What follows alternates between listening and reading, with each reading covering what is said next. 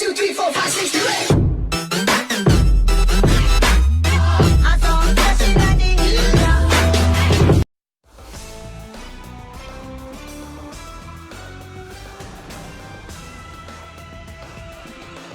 Tonight, the Stig drives some very fast farm equipment, I hail a taxi, and finishing with something that I'm reliably informed is a bit of a fan favourite around here.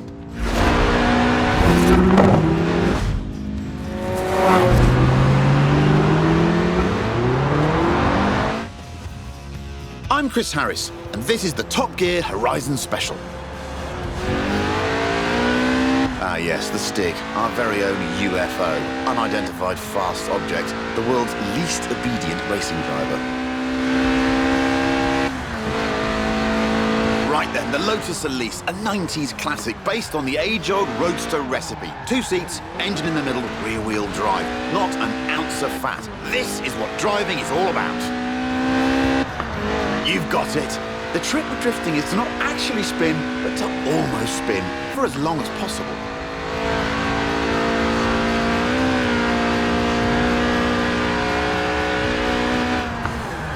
But this isn't just any Elise, it's a Sport 190, a tuned-up, stripped-out Elise for track days. Even the passenger seat is an optional extra. But who needs friends anyway? Friends are expensive and heavy. Completely sideways now! Making it look easy too. All right, it's not the fastest way around the corner, but it's definitely the most entertaining. It weighs well under 700 kilos and makes 190 horsepower from its 1.8-litre engine, which revs to 8,000 RPM. Just listen to that.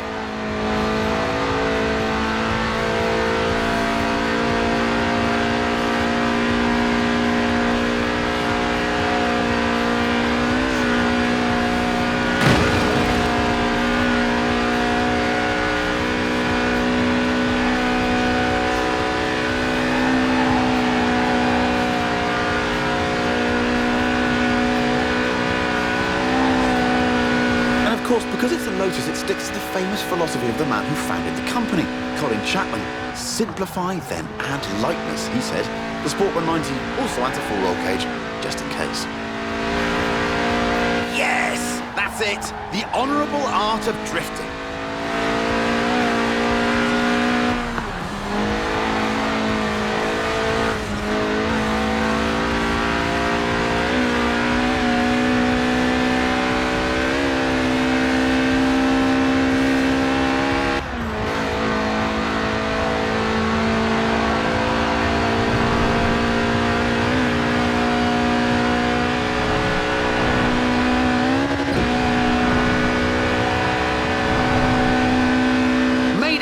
Was there ever any doubt? The Series 1 Elise is, after all, one of the best handling cars ever made. The Sport 190 is its hardcore cousin, a road-going racer you can drive to work, and across fields, it turns out. But if it's true agricultural transport you're after, we have just the thing.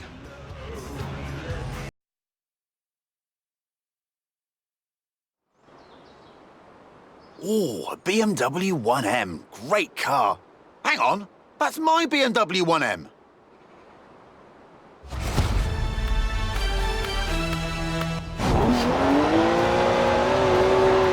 Seriously?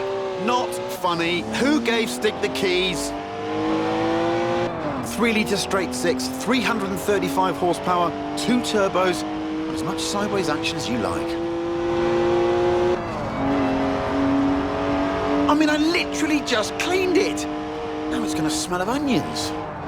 Odour Stig. It's electronically restrained to 155 miles an hour, but it could definitely go quicker. It's a BMW, so of course it's rear-wheel drive. 50-50 weight distribution too.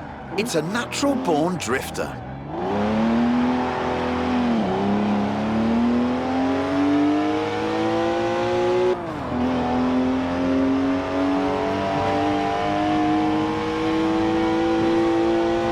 That's the last time we leave Stig unattended. Am I the only one who remembers Budapest? Does 0 to 60 in 4.8 seconds. My 1M. Stig's way beyond that now. Look at the smoke! please leave me some tread for the drive home, Stiggy? Seriously, come on.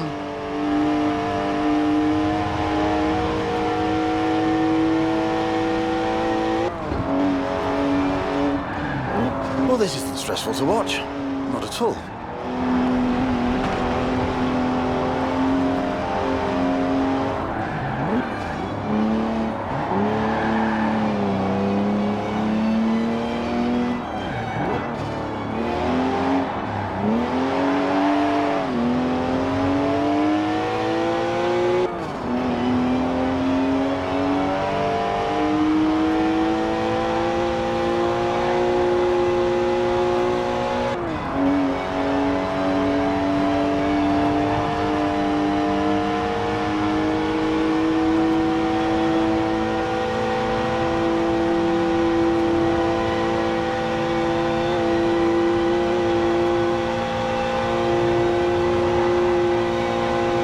One of the best BMWs ever made, this. Born to be driven by me. Got to admit, though, Stig does kind of suit it.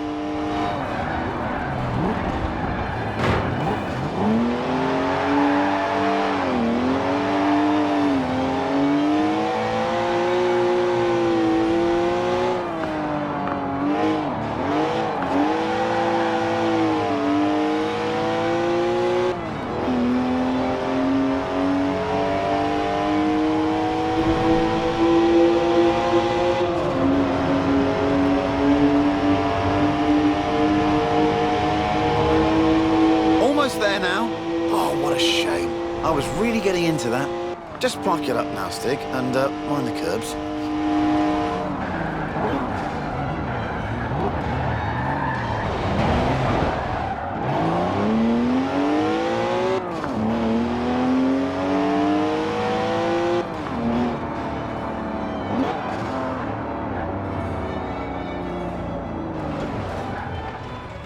Now, anyone else want to go? No? Don't say I didn't ask.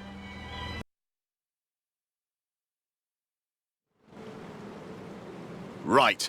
Back to the actual script now, if you don't mind. This is Top Gear's Tractor.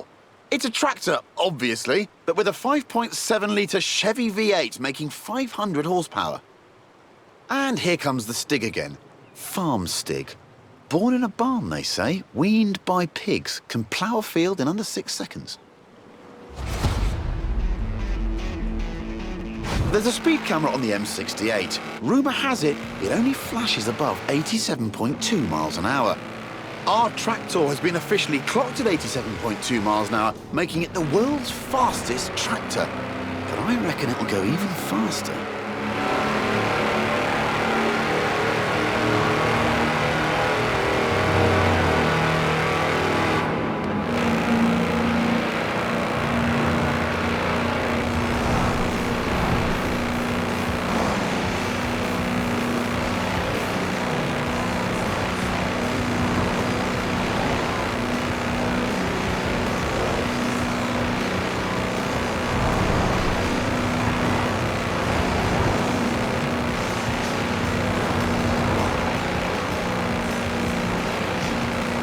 Steady on, Stig. Those are 54-inch mud tyres, remember? They get a bit squishy through the corners. Nobody needs to get the harvest in that quickly.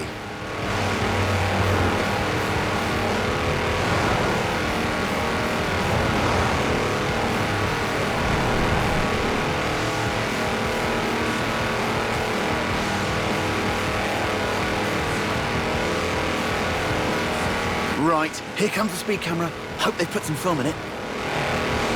Whoa! Have you ever seen anything like it? That's a new tractor speed record and some impressively fast farming.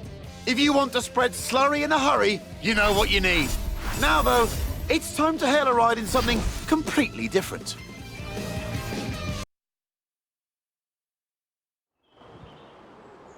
I called a cab earlier. Local company, Aisha's Taxis. Excellent service. Got me here in no time. Unsurprising, really. I mean, look at what turned up. Hands down the quickest cab I've ever been in.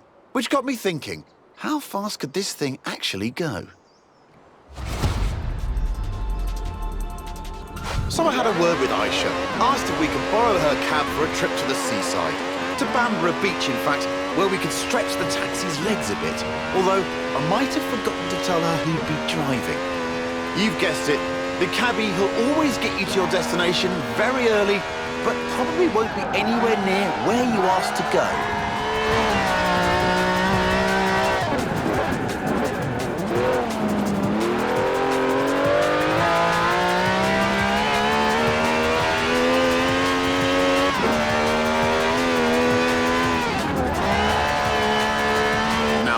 What I call a cab. No clattery diesel engine here. This has a V12 with over 750 horsepower, plus bucket seats. Beaded bucket seats, presumably.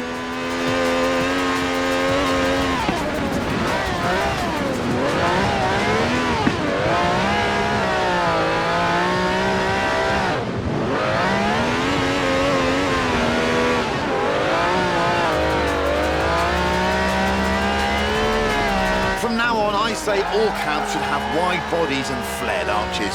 Think about it. More stability, more speed, more downforce, more room for your terrified passengers.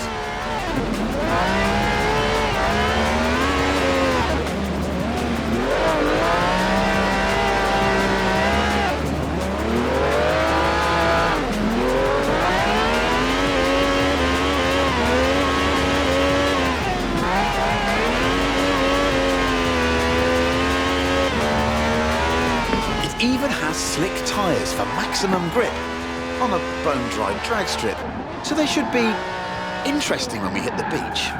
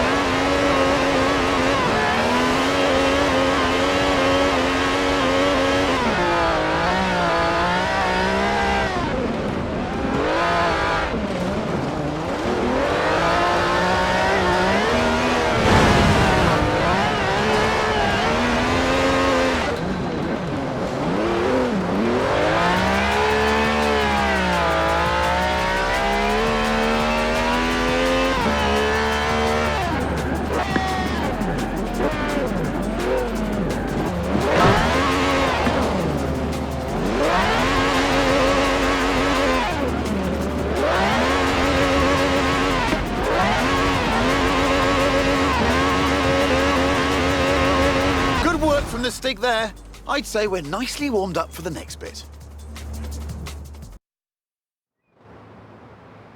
So here we are then. In the old days, daredevils used smooth, sandy beaches like this to see how fast their cars could go. Many early land speed records were set on beaches. Miles of space, nothing to hit. Sounds easy, right? Oh, look at that! Laying some pretty squirmy tracks there, Stiggy. That's what happens with 750 horsepower on sand. But that's the challenge here. Go as fast as possible all the way to the top of the beach. The thing is, there's something I haven't told the Stig.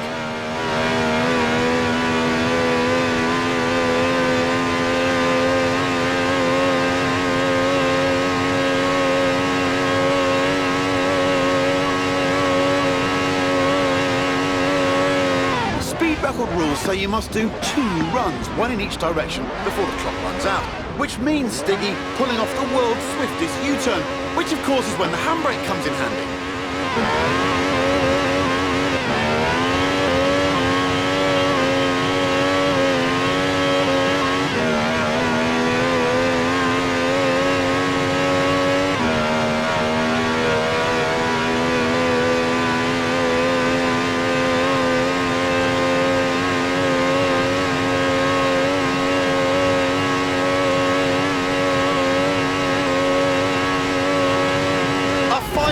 Ride from the Stig there. Minicab, maximum speed. Next time I need a ride to the airport, I know who I'm calling. And all of this off-road action has given me an idea.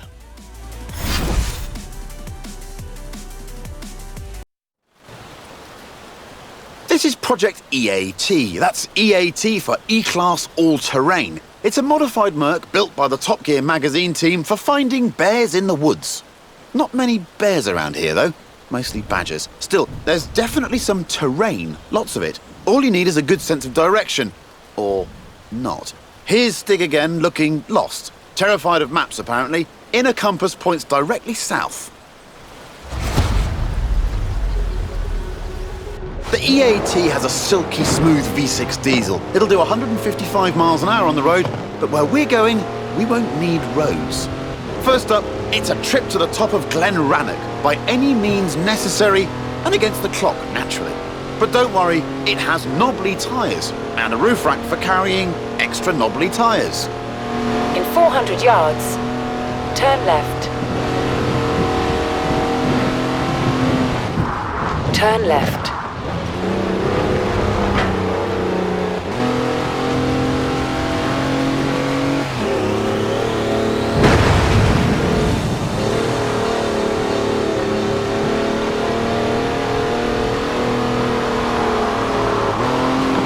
That's a four-wheel drive car on mud tyres completely sideways.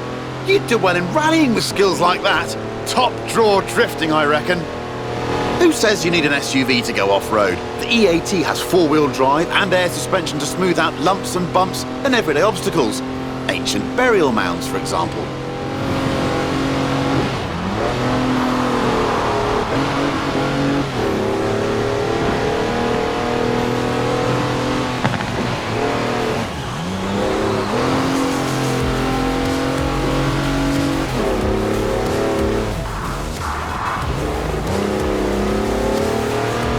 In 400 yards, turn sharp left.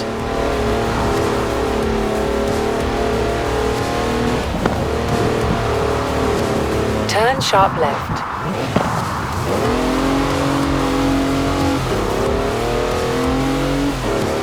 In 200 yards, turn right.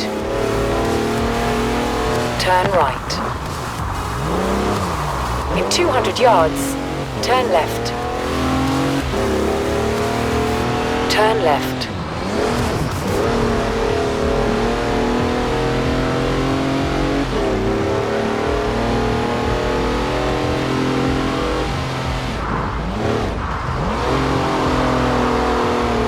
In 400 yards, turn sharp left.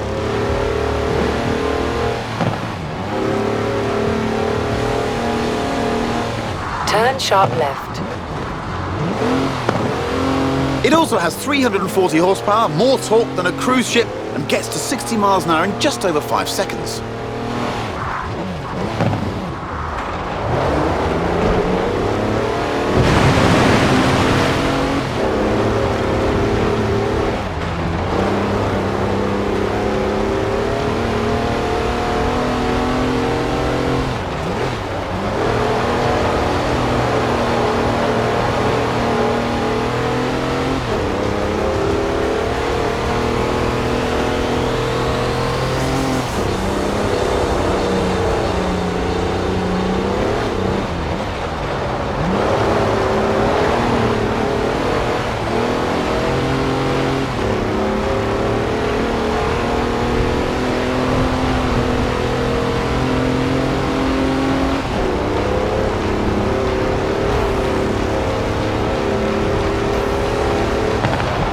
Now it's time to head way over there, to the very top of Arthur's Seat.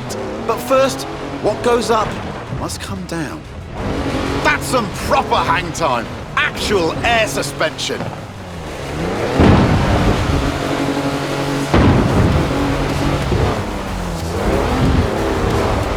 Turn around when it is safe to do so. Watch out here. I bet nobody checked the train timetable. Does anybody check train timetables anymore?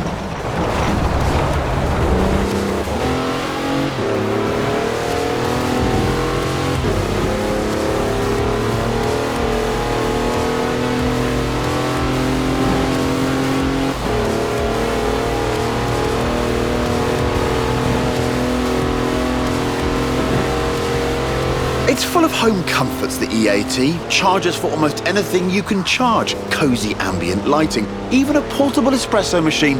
Everything the intrepid explorer could ever need.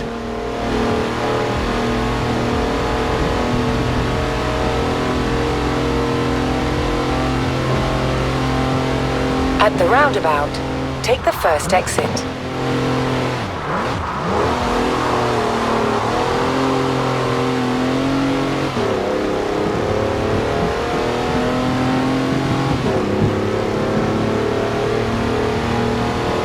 In 400 yards, turn right.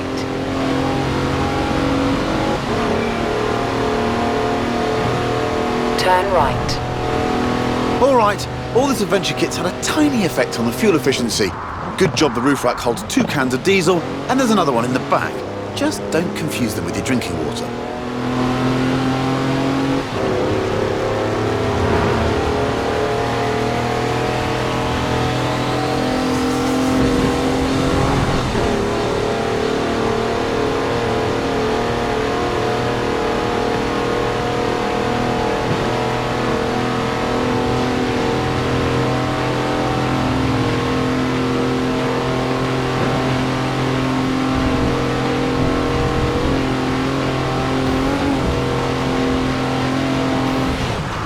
At the roundabout, take the first exit. On to the final stretch now. Just the small matter of getting up Arthur's seat. The clock's ticking, so better step on it, Stiggy. In 100 yards, turn left.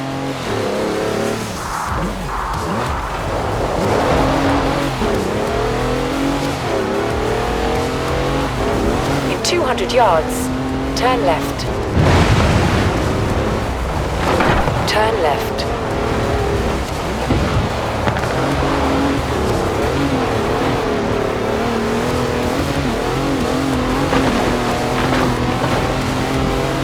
And there we go. The top of Arthur's seat.